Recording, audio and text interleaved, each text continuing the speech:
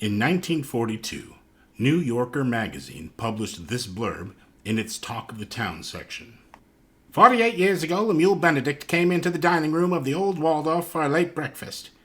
He had a hangover and ordered buttered toast, crisp bacon, 2 poached eggs, and a hooker of hollandaise sauce, and then and there put together the dish that has ever since borne his name, Eggs Benedict. 48 years earlier, around 1893 or 4, the Waldorf had just opened, poaching its legendary maitre d', Oscar Cherokee, from their crosstown rival Delmonico's. Oscar came to be known for some of his contributions to hotel menus everywhere, such as Thousand Island dressing in the Waldorf salad. No mention of Eggs Benedict.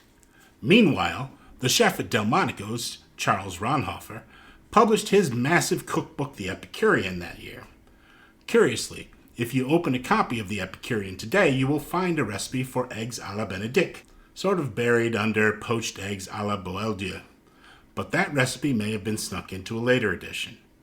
However, when, in 1967, another New York media stalwart, no less than the Times, published an article claiming that a Commodore E.C. Benedict had invented the dish, that was a bridge too far for one affronted descendant of Mr. and Mrs. Legrand Benedict, frequenters of the brunches at Delmonico's in the 1890s. It was her forebear, Mrs. Legrand Benedict, who had suggested the recipe to Delmonico's maitre d', she said, and he had subsequently added it to their menu. When Bon Appetit magazine published the story in 1978, quoting this origin story as true, Jack Benedict, a great-nephew of old hungover Lemuel, saw red. He believed that story from the 1942 issue of the New Yorker, and he spent the rest of his days collecting evidence and planning an article that would definitively prove his uncle's connection to the dish. That article never came, but a 2007 article called Was He the Eggman, published in the Times after Jack's death, told the story of his decades-long quest.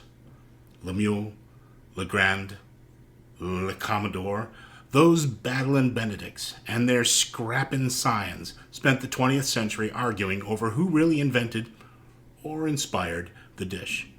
Meanwhile, Eggs Benedict itself went from a bougie breakfast served only at the haughtiest hotels to a universal favorite served across America at eateries both high and humble, to a bit of a relic kept on the menu at pancake houses, Greek diners, and various hasheries in case someone brings grandma in and she'd like a nostalgic treat.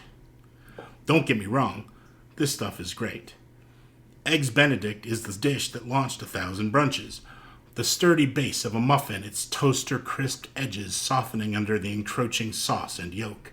The firm but tender saltiness of Canadian bacon. The perfect softness of a poached egg, and the gushing yolk within enriching that blanket of hollandaise all over. Thick and buttery, richly savory, with a hint of citrus and the bite of pepper. I'll take 2, thank you very much. But these days, it is a bit old-fashioned, and even its more inventive variants have become named brunch dishes set in stone.